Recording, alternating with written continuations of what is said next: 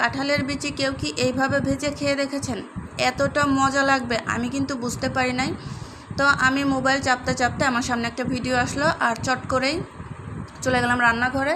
আর আমি তো যে ভাবনা সেই কাজ, যখন যেটা দেখি তখনই সেটা বানানোর চেষ্টা করি। তো যাই হোক, কাঁঠালের বিচি আমি প্রথমে সুন্দরভাবে খোসাটা ছাড়িয়ে নিয়েছি, আর খোসাটা ছাড়িয়ে কিন্তু ধুয়ে রেখেছিলাম।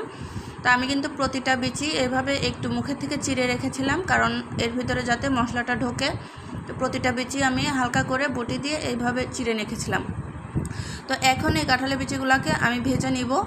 তো আমরা অনেকে অনেকভাবে কিন্তু কাঁঠালের বিচি ভর্তা খেয়েছি বা কলাই ভেজে খেয়েছি, এইভাবে কখনো খাই নাই। তো আজকে ফার্স্ট আমি ট্রাই করব। তো প্রথমে কড়াইয়ে একটু তেল দিয়ে একটু লবণ, হলুদ আর সামান্য একটু মরিচের গুঁড়া দিয়ে আমি কাঁঠালের বিচিগুলোকে দিয়ে এইভাবে ঢাকনা দিয়ে রেখে দেব। চুলার জালটা একদম লোয়ে রাখতে হবে, এমনভাবে রাখবো যাতে করে আর একটু কমাতে গেলে চুলাটা অফ হয়ে যাবে, এরকম একটা অবস্থা রাখবো।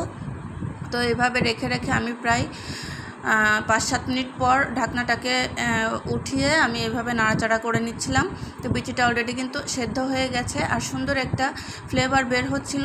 তো যাই হোক, আমি আবারও ঢাকনাটা দিয়ে ঢেকে রান্না করছিলাম। তো এভাবে ভেজে ভেজে কিন্তু আমি বিচিটাকে নামিয়ে নিব। তো খুব সুন্দরভাবে সেদ্ধ হয়ে গেছে, আমার ভাজা হয়ে গেছে।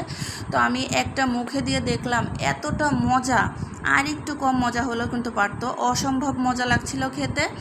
তো যাই হোক, এইভাবে বিচি ভেজে খেয়ে দেখতে পারেন, খুবই ভালো লাগবে। আশা করি অবশ্যই এইভাবে একবার হলেও ট্রাই করবেন। তো আল্লাহ হাফেজ।